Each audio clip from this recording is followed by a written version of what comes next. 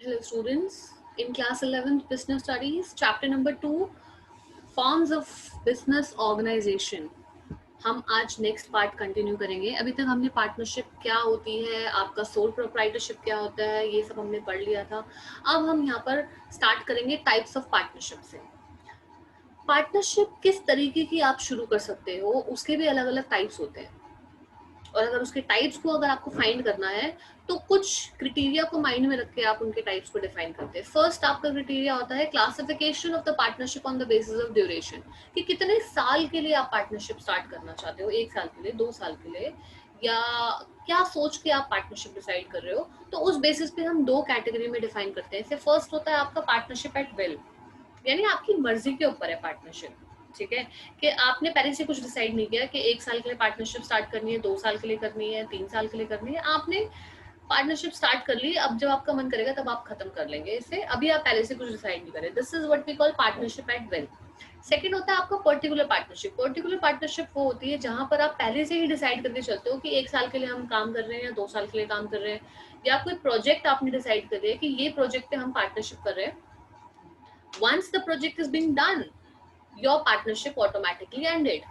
ठीक है, your partnership will automatically end. So this is like particular partnership.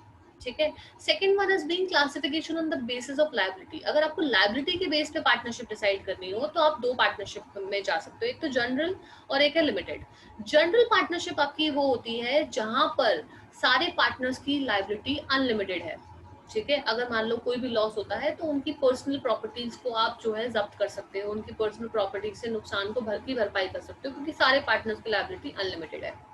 इसका इस तरीके के पार्टनरशिप का रजिस्ट्रेशन इज ऑप्शनल। ऐसा जरूरी नहीं है कि आपको रजिस्ट्रेशन कराना ही है, आप रजिस्ट्रेशन करा भी सकते हैं, नहीं भी करा सकते। Limited partnership, now class limited partnership क्या होता है आपका? इसमें आप कुछ पार्टनर्स की जो लायबिलिटी है उसको लिमिटेड कर सकते हो। ठीक है, कुछ पार्टनर्स की लायबिलिटी को लिमिटेड कर सकते हो, लेकिन सबको आप लिमिटेड नहीं कर पाओगे। पार्टनरशिप का ये रूल है कि सबकी लायबिलिटी को आप लिमिटेड नहीं कर सकते। कम से कम एक पार्टनर तो ऐसा होना चाहिए जिसकी लायबिलिटी अनलिमिटेड हो। ठीक है, एक पार्टनर की लायबिलिटी अनलिमिटेड करके अब आप जितने मर्जी आपके पार्टनर, लेट्स से कि आप 5 पार्टनर्स मिलकर पार्टनरशिप फर्म में हैं और एक की लायबिलिटी आपने अनलिमिटेड कर दी, बाकी चारों की आप लिमिटेड कर सकते हो। ओके, या जरूरी नहीं एक ही की करनी है, 2 की कर दो, बाकी 3 की अनलिमिटेड कर दो। राइट, तो this is not limited partnership.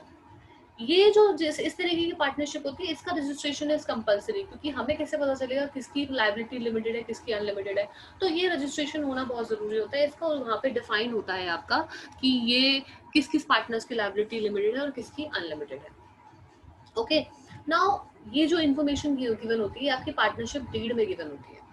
ठीक है, आपका एक पार्टनरशिप डीड क्या होता है? पार्टनरशिप डीड एक तरीके का एग्रीमेंट होता है। ठीक है, जो आपका स्टैम्प पेपर है जिसमें सारी की सारी टर्म्स, आपके code of conduct, your all the terms and condition, rules and regulations, सारी चीजें उस पार्टनरशिप डीड में दी होगी। तो यहाँ पर जनरली जो चीजें स्पेसिफाई होती है कि आपकी फर्म का नेम क्या है, लोकेशन क्या है, ड्यूरेशन क्या है। अगर आपने डिसाइड की है कि 1 साल के लिए आप पार्टनरशिप स्टार्ट कर रहे हैं, 2 के लिए कर रहे हैं, तो वो आप स्पेसिफाई करेंगे, और अगर नहीं है तो फिर आपकी पार्टनरशिप एट विल है, आपका जब मन करे आप तब बंद करेंगे। ठीक है, investment made by each partner, her partner ने कितना कितना कैपिटल इसमें इन्वेस्ट किया है। प्रॉफिट शेयरिंग रेशियो क्या है, अगर मान लो प्रॉफिट होगा तो कितना कितना बांटेंगे। ठीक है, terms relating to salaries, partner को क्या सैलरी दे रहे हो आप, कोई ड्राइंग का क्या कंडीशन है, उसका इंटरेस्ट ऑन ड्राइंग कितना उनसे लेना पड़ेगा, या इंटरेस्ट ऑन कैपिटल आप कितना दोगे, ये सब स्पेसिफाई करोगे। इसके साथ साथ पार्टनर्स की क्या क्या ड्यूटीज है, क्या क्या उनकी ऑब्लिगेशंस है बिजनेस के लिए, पार्टनरशिप के लिए, वो सारी चीजें स्पेसिफाई करोगे। Terms governing admissions, retirement and expulsion of a partner, preparation on of accounts and their auditing. ठीक है, आप सारी की सारी चीजें लिखोगे कि एडमिशन, अगर आप 3 पार्टनर है और अगर एक और को एडमिट करना है तो क्या उसकी कंडीशन होगी, रिटायरमेंट किस बेसिस पे आप कर सकते हो, ये सारी चीजें। मेथड ऑफ सॉल्विंग डिस्प्यूट, अगर मान लो कोई झगड़ा हो जाता है तो उसको डिस्प्यूट को सॉल्व करने का जो मेथड है वो क्या होगा। तो ये सारी चीजें आप जो है अपने पार्टनरशिप फर्म की पार्टनरशिप डीड में स्पेसिफाई करते हैं। नाउ अब ये आता है कि रजिस्ट्रेशन ऑफ पार्टनरशिप, जैसे कि बोला जाता है कि कंपलसरी नहीं है, इट्स ऑप्शनल। ठीक है, बट हमेशा से फायदा तभी रहता है जब आप उसको रजिस्टर करा लो, क्योंकि जहां आपने रजिस्टर करा लिया जो चीजें उसमें लिखी है वही चीजें फॉलो होंगी। अगर आपने रजिस्ट्रेशन नहीं कराया तो आपको क्या क्या कॉन्सिक्वेंसेस फेस करने पड़ेंगे। सबसे पहला कॉन्सिक्वेंस आपको फेस करना पड़ेगा कि एक अनरजिस्टर्ड फर्म जो होती है वो अपने किसी फर्म के पार्टनर के अगेंस्ट कोई भी फाइल या कोई भी केस फाइल नहीं कर सकती। ठीक है, फर्म जो है वो किसी थर्ड पार्टी के लिए केस फाइल नहीं कर सकती। फर्म जो है वो अपने पार्टनर के अगेंस्ट कोई केस नहीं फाइल कर सकती है। तो दिस इज लाइक व्हाट, कि आपको अगर रजिस्ट्रेशन नहीं किया है तो ये सारे कॉन्सिक्वेंसेस फेस करने पड़ेंगे। ओके, सो अभी तक हमने पार्टनरशिप के बारे में डीपली सारी चीजें हमने कंफर्म कर ली। हम एक नई तरीके की बिजनेस ऑर्गेनाइजेशन की बात करते हैं, which is cooperative society. Now, cooperative society is basically the volunteer association of persons of moderate means who unite together to protect and promote their common economic interest. मतलब कि एक ऐसी ऑर्गेनाइजेशन जहां पर कुछ लोग आपस में मिलके अपने इकोनॉमिक इंटरेस्ट को बचाने के लिए काम करते हैं। अपना इकोनॉमिक इंटरेस्ट को बचाने का क्या मतलब है? मतलब है अपने फायदे के लिए 10 लोग आपस में जुड़ गए। ओके, जैसे कि आप जो है आपने देखा अब कि आप मार्केट में जा रहे हो और आपको वो सामान इतना महंगा मिल रहा है, तो आपने सोचा कि 10 लोग मिल जाते हैं। जो रिटेलर इतना महंगा दे रहा है, बेटर है कि होलसेलर से सामान ले आए। ठीक है, तो सामान सस्ता मिल जाएगा। तो यहाँ पर क्या है कि जहां पर आपका कॉमन इंटरेस्ट हो एक चीज पर, कोई भी चीज खरीदने में, उसका इस्तेमाल करने में, तो आप चाहते हैं आपके ग्रुप के मेंबर्स को बेनिफिट मिले, तो वो ग्रुप के मेंबर्स जुड़कर एक कोऑपरेटिव सोसाइटी बनाते हैं। ओके, तो कोऑपरेटिव सोसाइटी में क्या होता है, कुछ लोग आपस में मिलकर एक ग्रुप बना लेते हैं और फिर एक चीज का बिजनेस कर, एक चीज का जो है काम करते हैं यहाँ पर। अब देखो, सबसे मेन चीज ये होती है कि जो काम आप कर रहे होते हो ना, वो आप अपने भले के लिए कर रहे होते हैं। आपके मेंबर्स का जो इकोनॉमिकल इंटरेस्ट है वो प्रमोट होता रहे, आपको फायदा होता रहे, आपकी कोऑपरेटिव सोसाइटी के मेंबर्स को फायदा होता रहे, वो चीज आप ध्यान में रख के चलते हो। आप ये सोच के नहीं करते कभी भी कोऑपरेटिव सोसाइटी कि प्रॉफिट आपको कमाना है, क्योंकि आपको प्रॉफिट क्यों नहीं कमाना, आपको अपने जो मेंबर्स हैं उनकी भलाई के बारे में सोचना है। ठीक है, इसके कुछ फीचर्स होते हैं, उन फीचर्स से इनको अच्छे से समझते हैं। फर्स्ट है ये वॉलंटियर एसोसिएशन। देखो यहाँ पर क्या है, सब लोगों का वॉलंटियर एसोसिएशन है, मतलब अपनी मर्जी से लोग जुड़ रहे हैं यहाँ पर। अब वो मर्जी से जरूरी नहीं कि फैमिली के लोग जुड़े या फ्रेंड्स जुड़े या पार्टनर्स जुड़े, वो कोई भी आकर इस सोसाइटी से जुड़ सकता है, अपनी मर्जी से जुड़ेगा। और आप लोगों का जुड़ने का जो रीजन है वो कॉमन है। ठीक है, कॉमन रीजन है, जैसे कि हमें कोई लेट्स से कोई प्रोडक्ट हमें खरीदना है। ठीक है, चाहे वो प्रोडक्ट आपकी जरूरत का सामान कुछ भी हो गया, चाहे आपकी ग्रोसरीज हो गई या आपकी कटलरीज हो गई, कोई भी आपका इम्पोर्टेंट सामान जो आपको लगता है आप को खरीदना है, सबको सेम एक कॉमन इंटरेस्ट, तो आप एक कोऑपरेटिव सोसाइटी में जुड़ेंगे और आप अपनी मर्जी से जुड़ेंगे। ठीक है, आपने वो पर्पस दिमाग में रख लिया, अब आपने you have got that volunteer association, अब आप कोऑपरेटिव सोसाइटी जो है वो स्टार्ट कर सकते हैं। Second is legal status. Now class, cooperative society का रजिस्ट्रेशन इज कंपल्सरी। ओके, आप इसको पार्टनरशिप नहीं समझ सकते कि इसका रजिस्ट्रेशन नहीं करना, इसका registration is very much compulsory.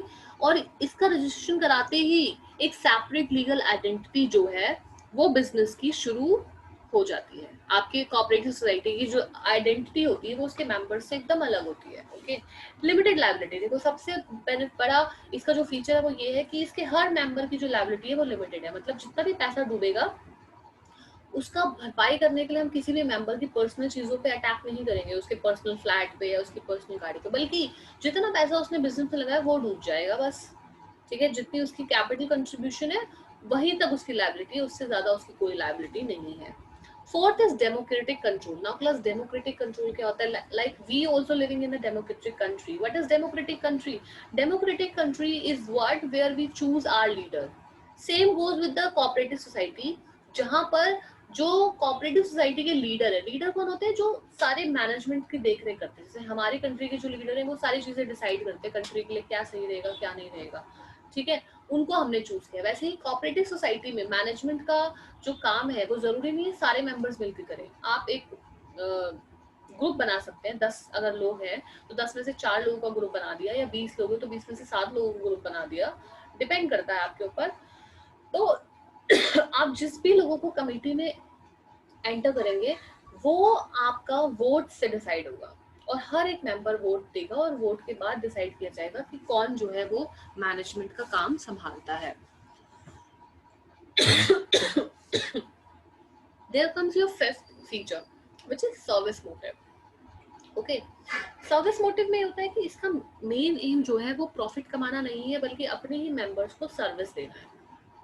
Sixth is bound by government rules. Government की जो देखरेख है इसमें हमेशा रहती है, और गवर्नमेंट जो है वो एवरी टाइम एवरी टाइम इसमें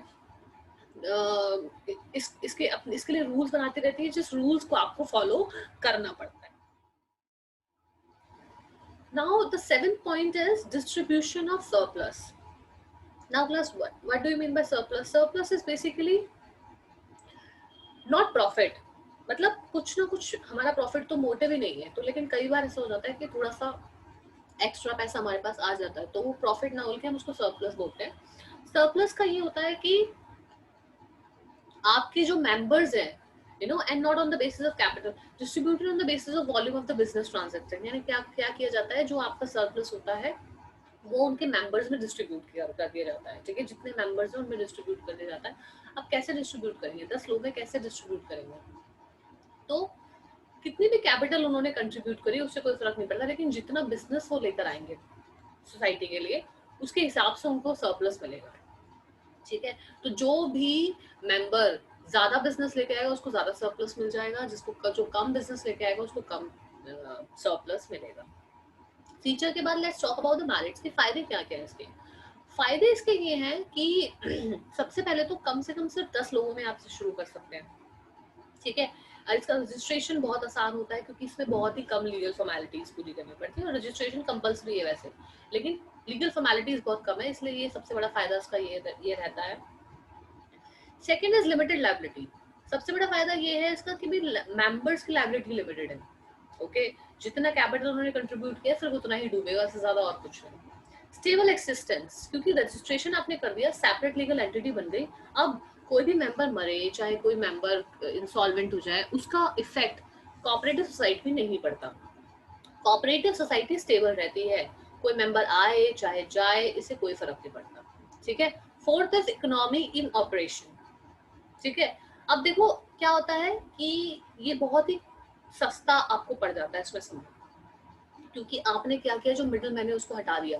जहां आप सामान रिटेलर से खरीद रहे थे 50 रुपए का, अब सीधा आप कंपनी में चले गए. अब आपको वही सामान 50 रुपए का जो बाहर मिल रहा था, अब आपको 30 रुपए में मिल रहा है, क्योंकि आप कंपनी से लेकर आ रहे हो. और बीच के जो मिडिल मैन है, जो होलसेलर्स हैं, उनको आपने रिमूव कर दिया. सो सबसे ज्यादा ये इसका फायदा ये होता है कि चीजें आपको बहुत सस्ती पड़ जाती है यहाँ पर. Fifth is government support. Government always जो है वो कोऑपरेटिव सोसाइटी को सपोर्ट करती है. ठीक है, चाहे उसको सपोर्ट करने के लिए उनको लोन देना पड़े, लोन भी बहुत कम रेट पे देना पड़े, या कोई सब्सिडीज देनी पड़े, या कोई टैक्सेस इसको कम करने पड़े, तो कोऑपरेटिव सोसाइटीज को always government support. Six point है social utility. Now class, social utility is like कि हमेशा जो आपकी कोऑपरेटिव सोसाइटी होती है वो लिबर्टी को प्रमोट करती है, आजादी को. Everybody is free to get the benefit of cheapest modes या चीपेस्ट मीन्स. इकोनॉमिकल इंटरेस्ट को प्रमोट करने का सबको हक है.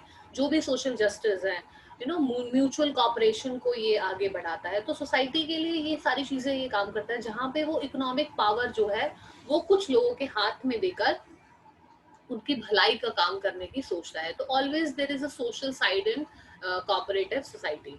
इतने सारे फायदे होने के बावजूद इसमें कुछ लिमिटेशंस है, जैसे कि शॉर्टेज ऑफ कैपिटल. अगर आप इसे कंपनी के साथ कंपेयर करें तो कैपिटल यहाँ पर कम कंट्रीब्यूट होती है, क्योंकि मेंबर्स आपके जो है वो as compare to the company यहाँ पर कम होते हैं. ठीक है, तो जितने मेंबर्स होंगे उतनी ही कैपिटल आएगी, तो शॉर्टेज ऑफ कैपिटल यहाँ पे रहता है.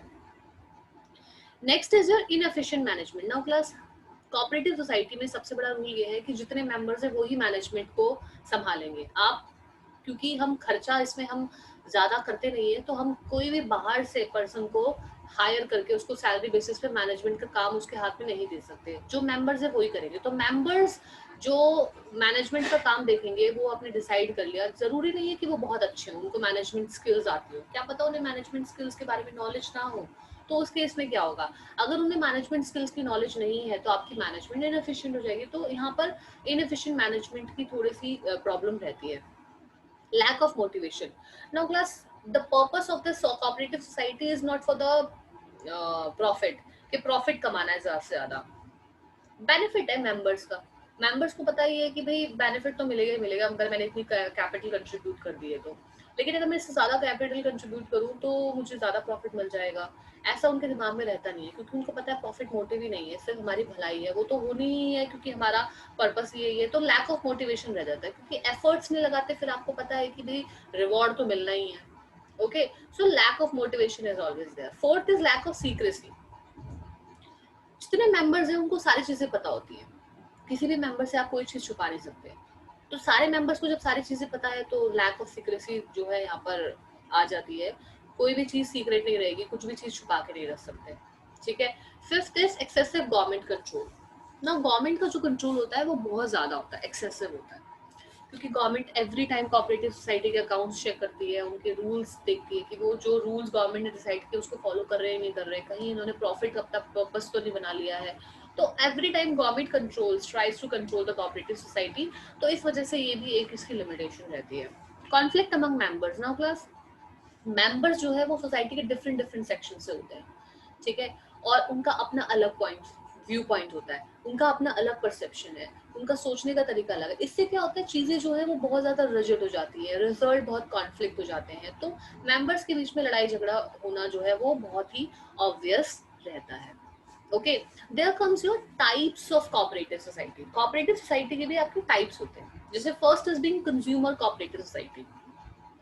ऐसी कोऑपरेटिव सोसाइटी जहां पर लोग जुड़ रहे हैं एज अ कंज्यूमर, मतलब कंज्यूमर कौन होता है, जो प्रोडक्ट का इस्तेमाल करता है, यानी जिस प्रोडक्ट का काम आप शुरू करेंगे उस प्रोडक्ट का इस्तेमाल आपके मेंबर्स ही करने वाले हैं, कोई और नहीं करने वाला। ठीक है, तो 10 लोग या 15 लोग आपस में जुड़े, उन्होंने एक लिंक जो है वो स्टैब्लिश किया, अब उन्होंने सामान खरीदा अपने कंजम्पशन के लिए, और वो जो भी सामान उन्होंने इकट्ठा होकर खरीदा आपस में बांट लिया।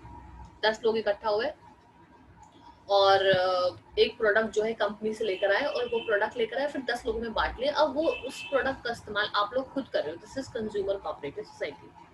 There comes the second is producers cooperative society. देखो, प्रोड्यूसर में आता है वो जो खुद इस्तेमाल नहीं करता, प्रोड्यूसर होता है वो जो सामान बनाता है।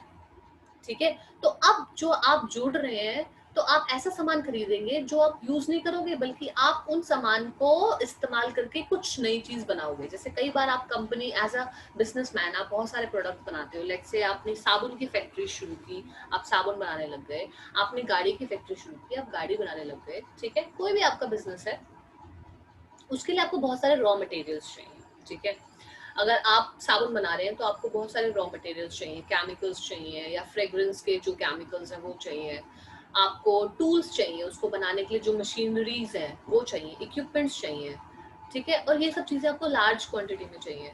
तो आप क्या करते हो, एक सोसाइटी बना ली आपने, 10 लोग साबुन बना रहे हैं, 10 लोगों ने मिलकर एक सोसाइटी बना ली, कोऑपरेटिव सोसाइटी, और वहां पर एक एक कॉमन जो है टूल ले लिया, रॉ मटेरियल सारे इकट्ठा उन्होंने खरीदना शुरू कर दिया। उन्होंने बोला हम अलग अलग लेते हैं तो रॉ मटेरियल्स बहुत महंगा पड़ता है, लेट्स गो टुगेदर और एक ही जगह से रॉ मटेरियल्स लेकर आते हैं, उसके बाद बांट लेंगे आपस में, और फिर उस रॉ मटेरियल्स का अपने बिजनेस में इस्तेमाल करेंगे।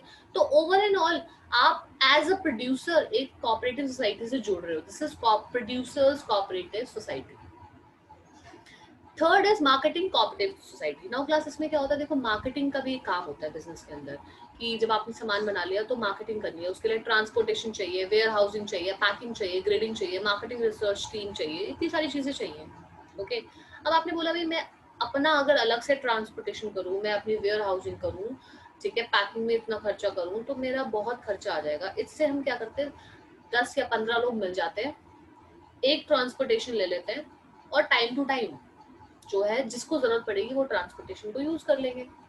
ठीक है, तो हम जो है मिलकर हमने कोऑपरेटिव सोसाइटी ओपन की, मार्केटिंग की, जिसमें एक हमारा कॉमन ट्रांसपोर्टेशन सिस्टम है, हमारा कॉमन वेयर हाउसिंग है, जहाँ पर हम अपने अपने अलग अलग सामान जो है वो स्टॉक करके रखते हैं, पैकिंग का एक कॉमन है जहाँ पे हम अपने अपने हिसाब से पैकिंग करते हैं। So this is like for the cooperating, for the marketing purpose, when you are volunteer associated as a team.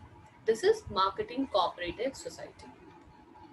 Fourth is farmers cooperative society. Now class farmers क्या होता है? जहां पे कुछ फार्मर्स आपस में मिलके काम कर रहे हैं. ओके मतलब अब देखो एक फार्मर्स का काम क्या होता है. फार्मर्स का काम होता है अपना जो जमीन है उसको उसमें सिंचाई करना, खेती बाड़ी करना. अब खेती बाड़ी करने के लिए बहुत सारी चीजें चाहिए. आपको सीड्स चाहिए, आपको फर्टिलाइजर्स चाहिए, मशीनरी चाहिए, मॉडर्न टेक्निक्स चाहिए.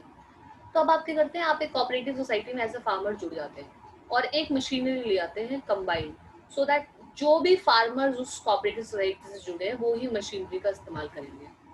ठीक है, एक दिन मैंने यूज कर लिया, एक दिन आपने यूज कर लिया. सीड्स जो चाहिए वो सब इकट्ठा लेकर आएंगे, सस्ता पड़ेगा. फिर हम उन सीड्स को बांट लेंगे आपस में. हम जुड़ गए क्योंकि एक कोऑपरेटिव सोसाइटी से. ठीक है, वैसे ही फर्टिलाइजर्स हो गए, कोई भी मॉडर्न टेक्निक्स आई हैं तो वो हम जो भी खरीदेंगे साथ में खरीदेंगे क्योंकि सस्ता पड़ेगा और फिर उसका इस्तेमाल हम एक एक करके कर लेंगे. एक किसान के लिए एक मशीन खरीदना बहुत महंगा पड़ जाता है अपने सेपरेट. जहाँ पे 10 लोग अगर उसको खरीदे तो आज मैंने इस्तेमाल कर लिया या एक दिन में 2 घंटे मेरे खेत पे चल गई वो मशीनरी, फिर आपके यहाँ चल गई, जो भी आपका टाइम टेबल सेट हो. तो ऐसी सोसाइटी अगर कहीं बनती है तो this is called farmers cooperative society. Fifth is being credit cooperative society. Now credit means उधार. ठीक है, कई बार आपको क्या करना पड़ता है, उधार लेना पड़ता है. जब आप उधार लेते हो तो बहुत ज्यादा आपको इंटरेस्ट देना पड़ता है. तो अब उधार की जो प्रॉब्लम है वो भी खत्म करने के लिए आपने सोसाइटी खोल ली. ठीक है, अब वो सोसाइटी में जितने भी मेंबर्स जुड़े हैं वो क्या कर रहे हैं, अपने ही मेंबर्स को पैसा इकट्ठा करके लोन दे रहे हैं. ठीक है, वो ही पैसा जोड़ रहे हैं और वो ही अपने मेंबर्स को लोन दे रहे हैं. जैसे अब अगर 10 लोग जुड़े हैं तो 10 में से 2 लोगों को जरूरत है, तो जो 8 लोगों का पैसा है वो 2 लोगों को मैं बांट दिया जितना भी उनको चाहिए, और उनसे इंटरेस्ट भी बहुत कम लिया क्योंकि आपस के ही लोग हैं. कल के दिन हमें भी चाहिए हो तो हम भी ले सकते हैं. तो यहाँ से क्या होता है, जो आपके मनी लेंडर्स है ना, जो बहुत ज्यादा ब्याज दरों में आपको पैसा देते हैं, उनसे एक्सप्लॉइटेशन से बचाने के लिए, उनकी एक्सप्लॉइटेशन से बचने के लिए हम लोग क्या करते हैं, एक कोऑपरेटिव सोसाइटी से जुड़ जाते हैं और वहां पर कोऑपरेटिव सोसाइटी से जुड़कर हम जो भी उधार का पैसा है वो इजीली ले लेते हैं. देयर कम्स जो sixth point which is cooperative housing society. देखो इसका पर्पस होता है हाउस की फैसिलिटी को प्रोवाइड करना. किसको प्रोवाइड करना? अपने मेंबर्स को. यानी कि हम लोग जो है जहाँ पर अगर अकेले हम एक लेट्स टॉक अबाउट फ्लैट्स. ठीक है, फ्लैट्स बनाने. अब अकेले मैं खुद अगर अपना अपना फ्लैट्स बनाओ एक जमीन के ऊपर तो बहुत महंगा पड़ जाएगा. इट्स बेटर कि हम 10 लोग या 15 लोग आपस में जुड़ते हैं, एक जमीन के ऊपर काम करते हैं, पैसा लगाते हैं, इन्वेस्ट करते हैं, फिर उसके बाद जो घर है वो आपस में बांट लेंगे. तो यहाँ पर क्या हो गया, हमने एक सोसाइटी खुद अपनी बना ली. तो this is like cooperative housing society. ठीक है, ये एक ऐसी कोऑपरेटिव सोसाइटी है जहाँ पर आप अपने मेंबर्स को घर देते हैं, वो भी रीजनेबल प्राइस में. Okay, so with this we come to an end of